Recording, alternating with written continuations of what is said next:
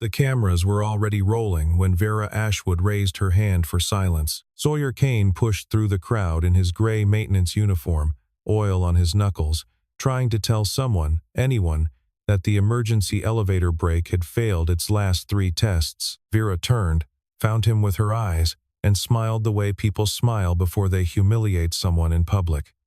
"Look at what crawled up from the basement," she said. Security escorted him out through the same doors he had helped install 9 years earlier. 3 weeks later, those same doors opened again, and every executive in the room rose to their feet before he said a word. Sawyer Kane worked the night shift at Ashwood Meridian Tower 4 nights a week, and on the 5th, he picked up his son from Mrs. Calder's after-school program at exactly 5:40.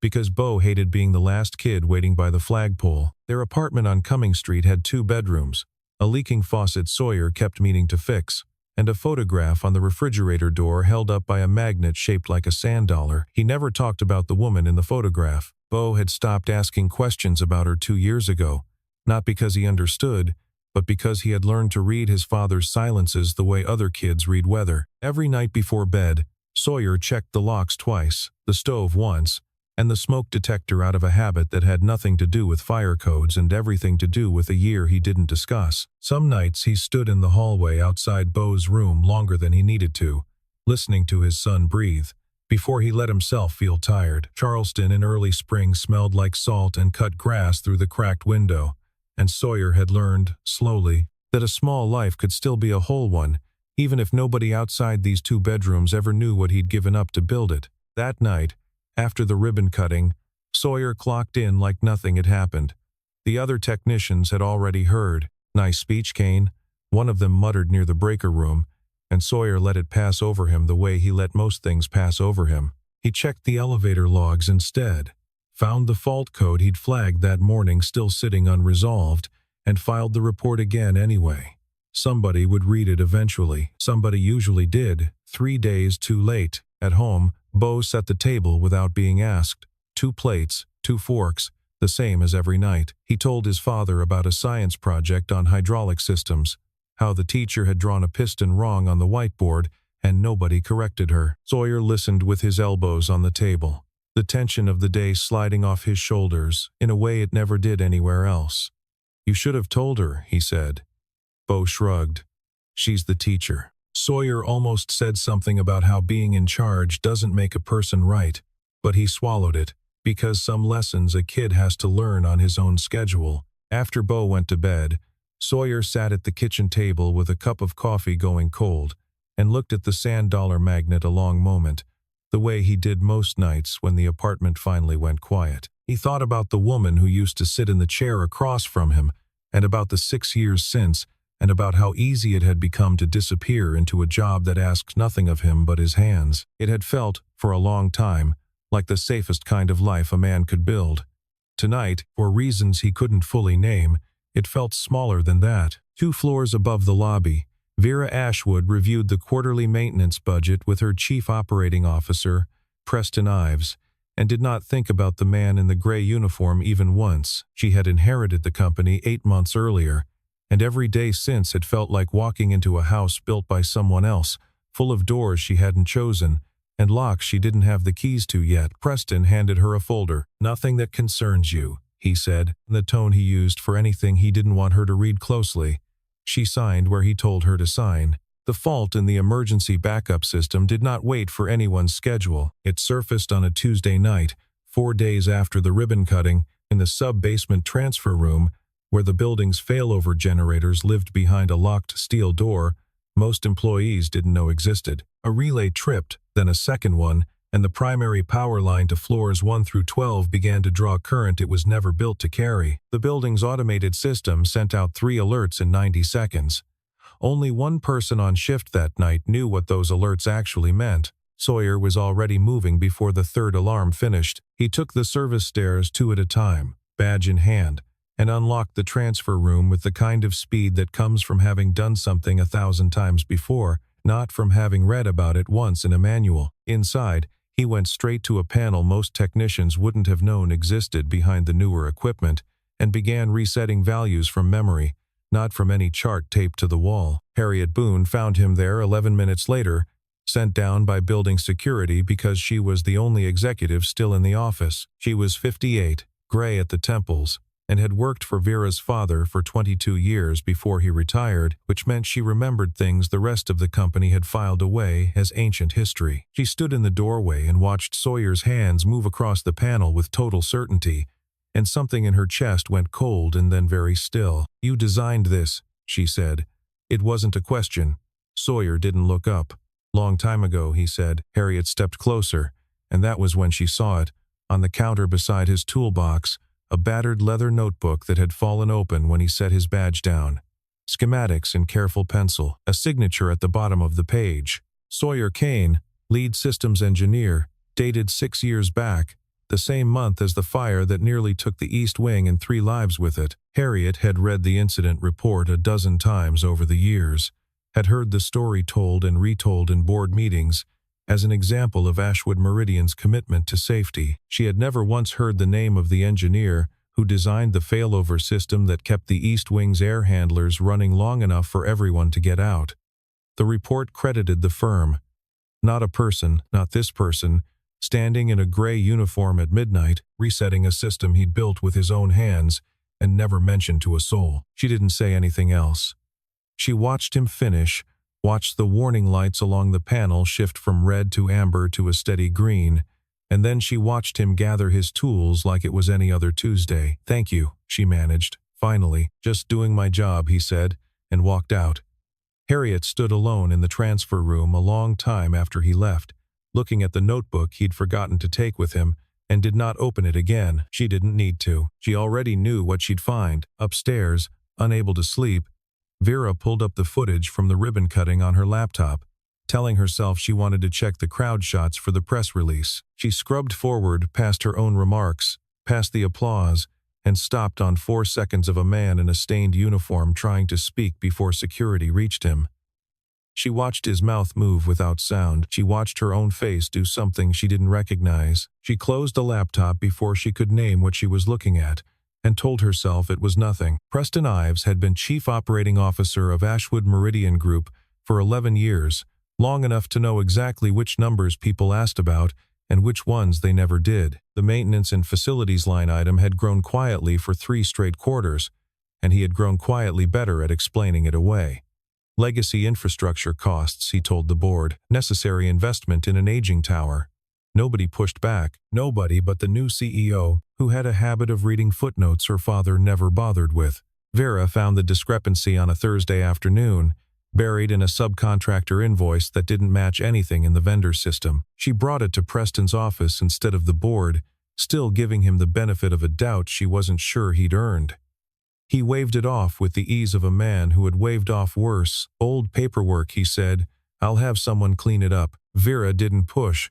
Not yet, but she made a note in a file only she could see. She sat with that note, longer than the moment probably warranted, tapping the edge of her desk, replaying the ease in Preston's voice. It wasn't the number itself that bothered her. It was how quickly he'd had an answer ready, as if he'd been expecting the question for a long time, and had simply been waiting to see who would finally ask it. That same afternoon, Sawyer was called up to Human Resources over what the incident report called an unauthorized system override, filed the morning after the transfer room emergency. He sat across from a compliance officer who read from a script about protocol, about the importance of documentation before intervention, while 3 floors above them the building had nearly lost power to 12 occupied floors.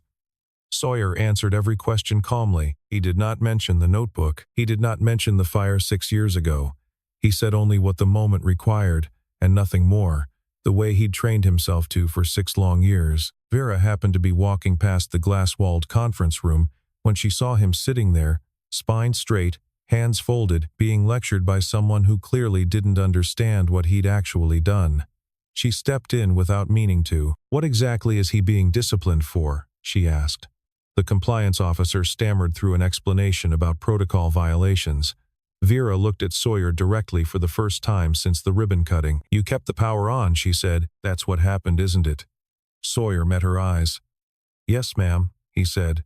"It's what happened." She didn't apologize for the ribbon cutting. Not yet, but she told the compliance officer to close the file. and something in her voice had changed since the last time she'd spoken to him. The command still there but no longer sharp enough to cut. Sawyer left the meeting without a word of thanks, because 6 years of being overlooked had taught him not to expect gratitude to last past the doorway. Preston watched the whole exchange from the hallway and went back to his office to quietly reopen a drawer of old contracts he thought he'd never need to look at again. The safety inspection was scheduled for the following week, mandatory, unannounced in its exact timing, covering every mechanical and electrical system in the tower. Vera decided, against her assistant's advice, to walk the building herself rather than review a summary report afterward. She wanted to understand what she was actually responsible for, not just what appeared on a slide. Preston offered to accompany her. She declined, and asked instead for the technician who knew the systems best. Nobody needed to say the name.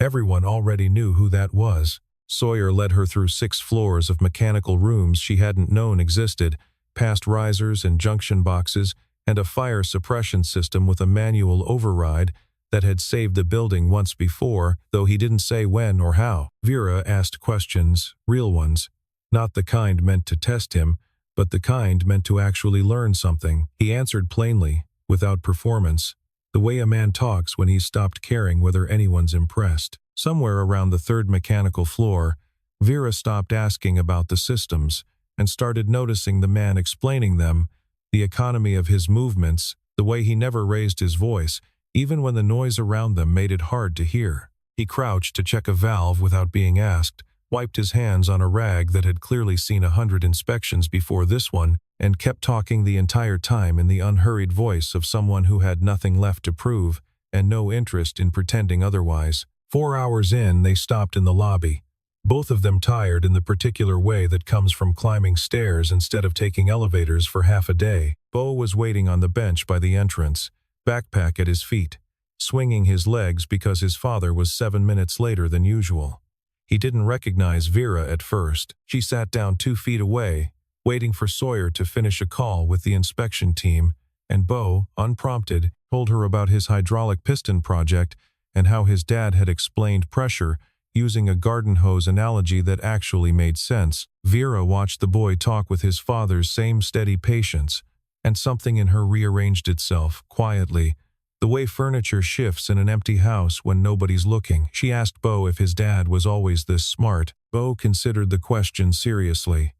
He fixes everything, he said, like it was simply a fact of the world, the same as gravity. Bo kept talking, the way kids do when an adult actually listens, telling her about the time his dad rewired the garbage disposal at midnight because he didn't want to wait for the landlord, and how he'd let Bo hold the flashlight the whole time and call out which wire was which even though Bo got most of them wrong. Vera found herself smiling in a way that had nothing to do with any meeting she'd sat through that week. "It's a good story," she said. Bo nodded, satisfied, like he'd been waiting a long time for someone to agree with him. Sawyer came off the call and found the two of them mid-conversation. He didn't panic, but something crossed his face, quick and careful, and he put a hand on his son's shoulder in a way that was both affectionate and a signal to wrap up. Vera stood. "Your son's a good kid," she said. "He gets that from his mother," Sawyer answered, and the sentence closed like a door before Vera could ask anything else. She wanted to.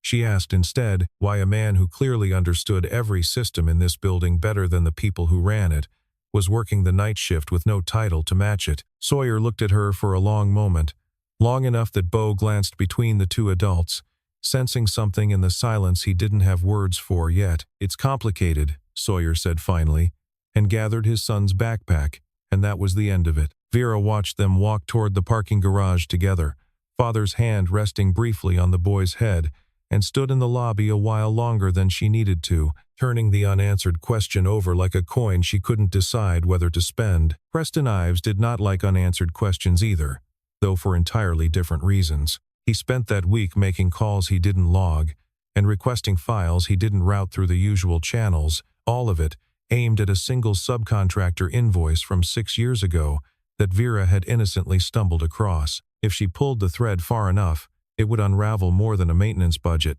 It would unravel him. He arranged for a minor system fault in the west stairwell lighting circuit, small enough to look accidental, large enough to justify a formal review of the maintenance department's external contracts, Sawyer's royalty agreement buried quietly among them. He framed it to the board as a cost-efficiency initiative. Legacy vendor agreements, he called them, artifacts of an earlier, less disciplined era of the company. Nobody on the board recognized Sawyer's name attached to the contract. That had always been the point. Sawyer noticed the access logs first, an unfamiliar credential pulling files from the archive server at 2 in the morning, 3 nights running. When he tried to trace it further, his own access was quietly restricted, a routine security update. The notice said, "Nothing personal." He knew better. 6 years of staying invisible had taught him to recognize exactly what it looked like when someone wanted him to stop looking. He didn't say anything to anyone about it, not right away. He simply started writing things down again, dates and file names in the margins of the same notebook Harriet had seen weeks earlier. The old habit of a man who had once documented everything and had, somewhere along the way, let himself stop. Vera, for her part, sat in a meeting where Preston explained the stairwell fault and the resulting contract review with total composure, and felt the same unease she'd felt watching 4 seconds of grainy footage at midnight. Nothing he said was technically false. All of it left something out. She didn't have the pieces yet to know what. Harriet Boone sat 2 seats down from Preston during that same meeting, holding a truth she had carried alone for 9 days. The agreement she had signed decades ago, the one governing everything she'd learned about the Ashwood family's internal affairs, sat in her mind like a locked door she'd promised never to open. She thought about the notebook. She thought about a man who had saved a building and never once mentioned it to anyone, and said nothing at all, and hated herself a little for the silence. That evening, in the quiet of the mechanical room, Sawyer sat with the old notebook open on his knee. The same one Harriet had seen weeks earlier, its pages worn soft at the corners. Beau had asked him a question over dinner that wouldn't leave him alone. "Why don't you tell people how good you are at this?" Sawyer hadn't had an answer that satisfied either of them. He looked at the schematics he'd drawn 6 years ago, at his own signature, and wondered, not for the first time, what exactly he'd been protecting by staying quiet, and whether it was still worth protecting. He thought about the fire, about the 20 minutes he'd spent alone in a smoke-filled stairwell rerouting power by hand, while other people ran the other direction, and about how none of that had ever once come up in a performance review. Some silences, he was starting to understand, had stopped being about protecting anyone, and had simply become habit, worn smooth from years of use, the way a stair gets worn down in the middle from being walked on the same way every single day. Harriet Boone made her decision on a Wednesday morning, standing in an elevator that Sawyer Kane had personally kept running for 6 years without a single failure. She had spent 9 days telling herself that loyalty to the Ashwood family meant silence. She realized, somewhere between the 11th and 12th floor, that loyalty to the family her whole career had been built on now meant telling the truth to the one member of it who actually deserved to hear it. She requested a private meeting with Vera that afternoon.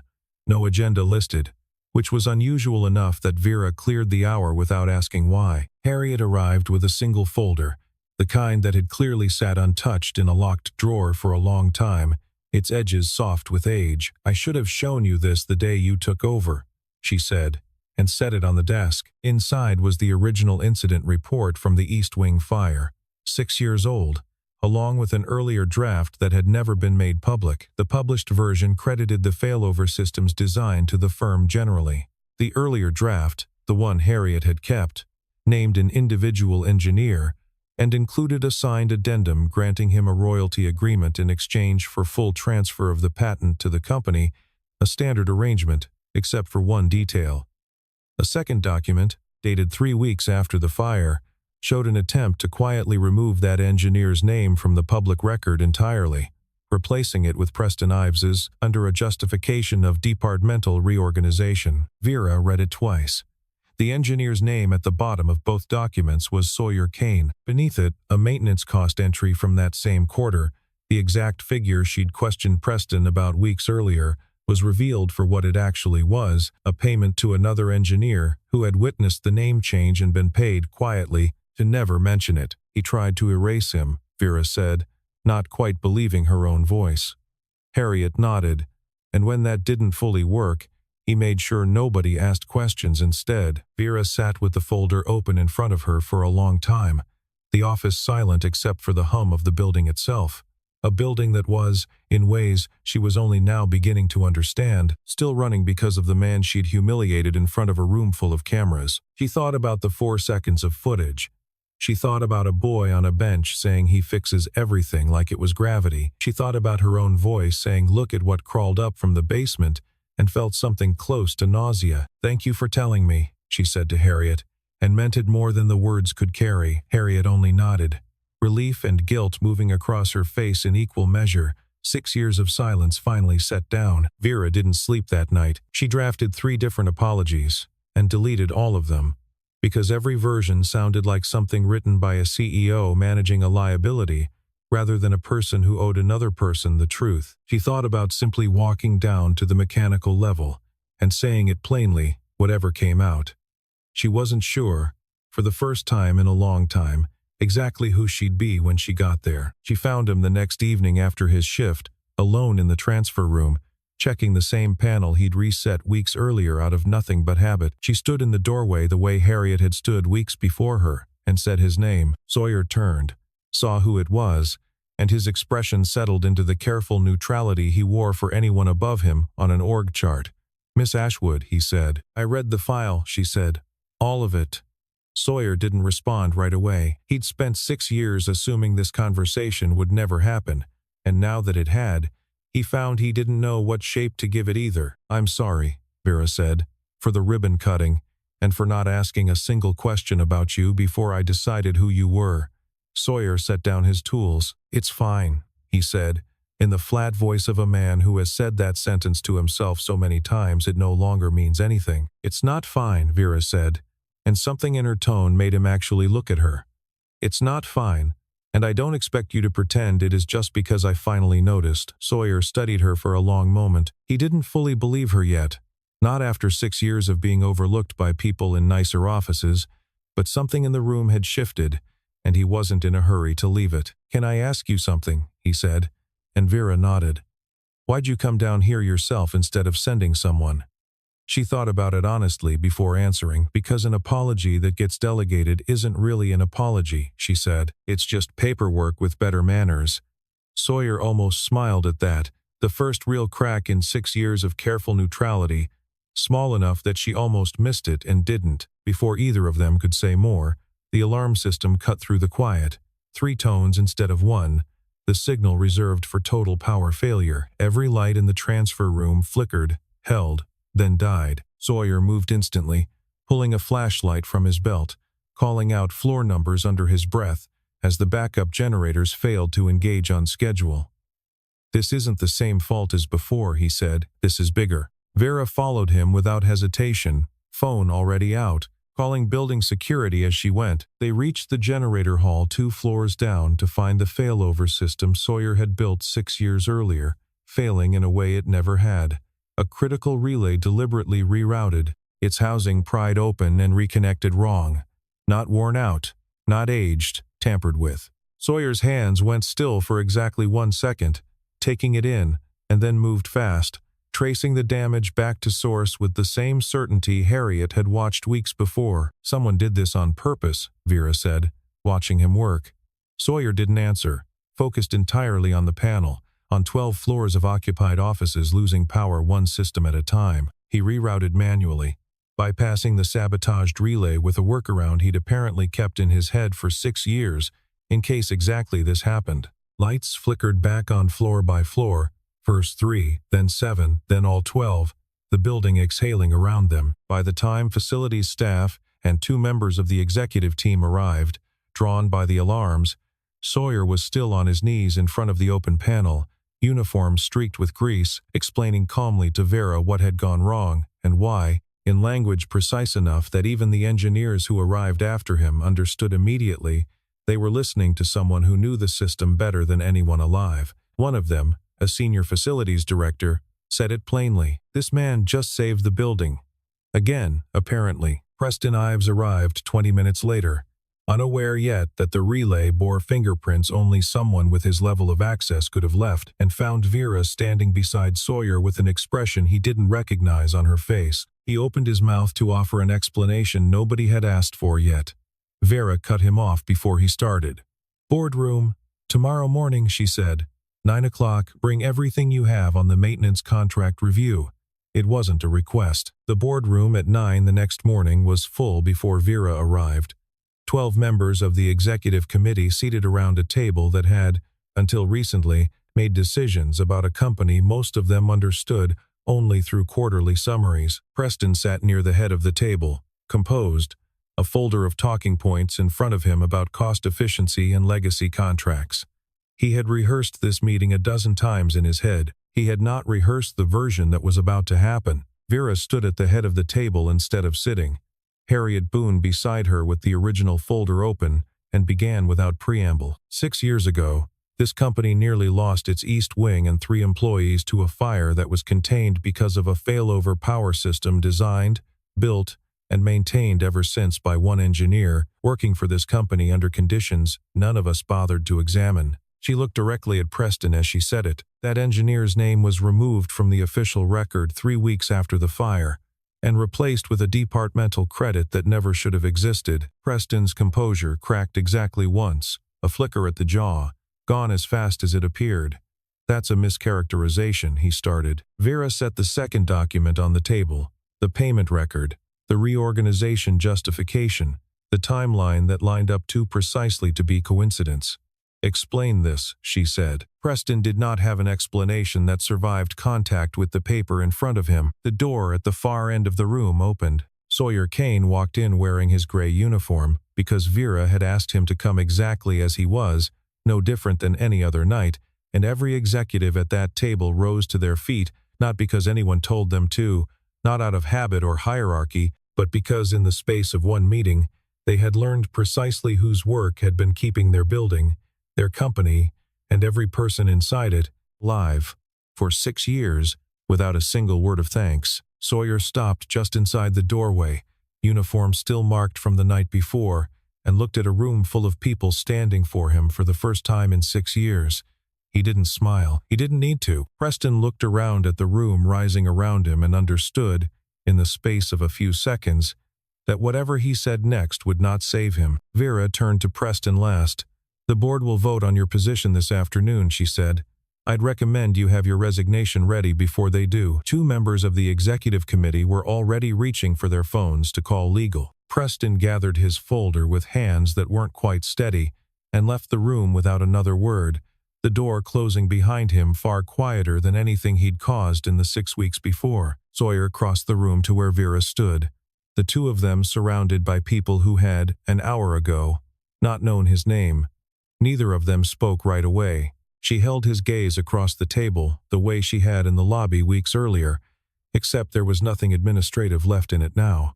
"Thank you," Sawyer said finally, quiet enough that it was only for her. "For what?" she asked. "For finally asking the right question," he said. "Building security escorted Preston Ives out of Ashwood Meridian Tower before sundown, his badge deactivated before he reached the parking garage. 11 years of tenure ending in the time it took to clear out a desk." The story moved through the building faster than any memo could have, technicians and executives alike repeating it in hallways with a mixture of shock and something close to satisfaction. Nobody who had worked the night shifts alongside Sawyer seemed surprised he'd been the one telling the truth all along. The board voted unanimously the following afternoon to terminate Preston's position and formally restore Sawyer's name to every record connected to the failover system's design, along with 6 years of royalty adjustments. Preston had quietly suppressed through the same subcontractor accounts he'd used to hide his tracks. Harriet Boone read the resolution aloud herself, her voice steady for the first time in weeks. The folder she'd kept locked away for 9 days now sitting, unlocked, in the official company archive. She had worked for the Ashwood family for 22 years, long enough to know that loyalty and silence were not always the same thing, no matter how often the two got confused inside a company this size. Reading Sawyer's name into the record felt less like an act of courage and more like the correction of a debt she should have paid years earlier. Nobody in the room applauded.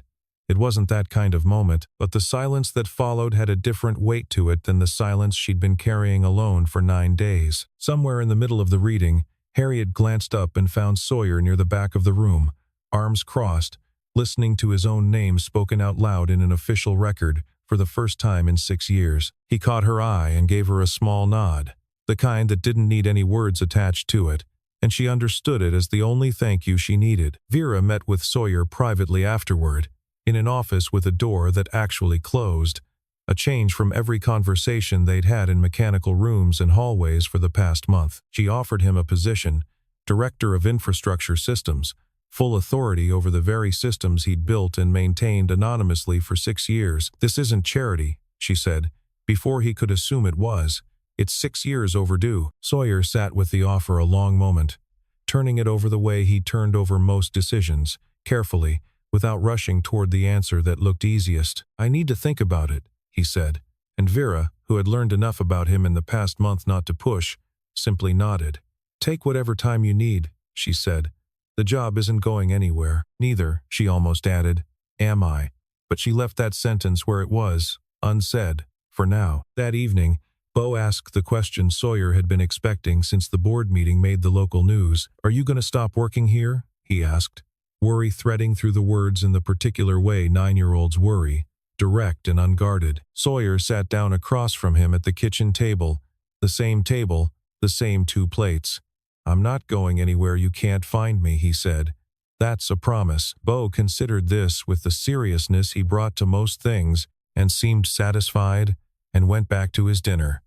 The matter settled the way only a child can settle something that complicated with one sentence. Sawyer looked at his son across the table and thought about 6 years of staying small on purpose, as of choosing invisibility because it had felt safer than being seen, and disappointing someone the way he'd once felt he'd disappointed himself. He thought about a room full of people standing up simply because the truth had finally caught up to him. For the first time in a long while, staying visible didn't feel like a risk. It felt like something closer to relief. The next morning, before his shift, Sawyer walked past the lobby bench, where Bo usually waited for him, and noticed, for the first time in 6 years, that the plaque near the entrance still credited the failover system to the firm in general terms, no name attached. He didn't ask anyone to change it.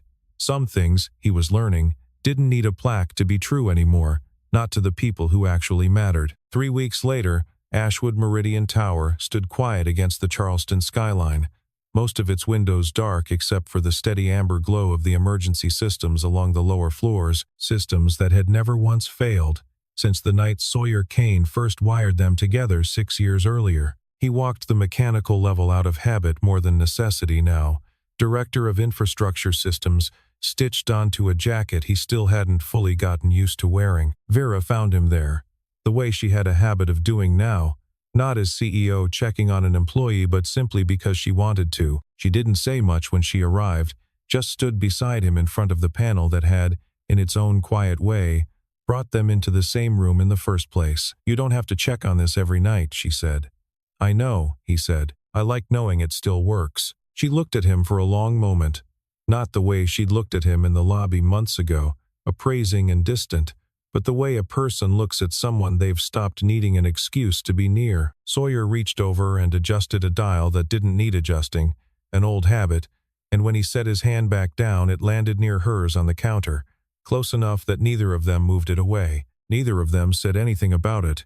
They didn't need to. The silence between them had stopped being administrative weeks ago and had become something else entirely, something built the same way Sawyer built everything that lasted, slowly, carefully, without announcing itself until it was already holding weight. Once, months ago, she had looked at him and seen a uniform. Now she looked at him and saw the reason the lights in this building had never once failed when it mattered. The reason a fire 6 years ago had a beginning and an end, instead of becoming something worse. The reason her own son, if she ever had one, could walk through this lobby someday and never think twice about whether it was safe. She hadn't been looking for any of that when she walked in tonight. She had simply wanted to see him, and that, she was starting to understand, was its own kind of answer. Outside, the Charleston evening had turned the color of the amber lights along the lower floors, warm and low over the harbor, the kind of light that made the whole city look like it was holding its breath. Vera stayed a while longer than she needed to, watching the small green lights along the panel blink in their steady rhythm, and thought that some of the most important things a person could build were the ones nobody ever thought to ask about. Bo was waiting for them both by the lobby doors when they came up, backpack over one shoulder, swinging his legs on the same bench where Vera had first heard him say his father fixes everything like it was gravity. He didn't ask why Vera was there again. He'd stopped needing to ask weeks ago. The three of them walked out into the Charleston evening together, past the tower's steady amber lights, past a building that had spent 6 years quietly protected by a man nobody had bothered to look at closely enough. Nobody had needed to stand up and announce what Sawyer Kane was worth. The building had already been telling them every single night, in lights that never went out.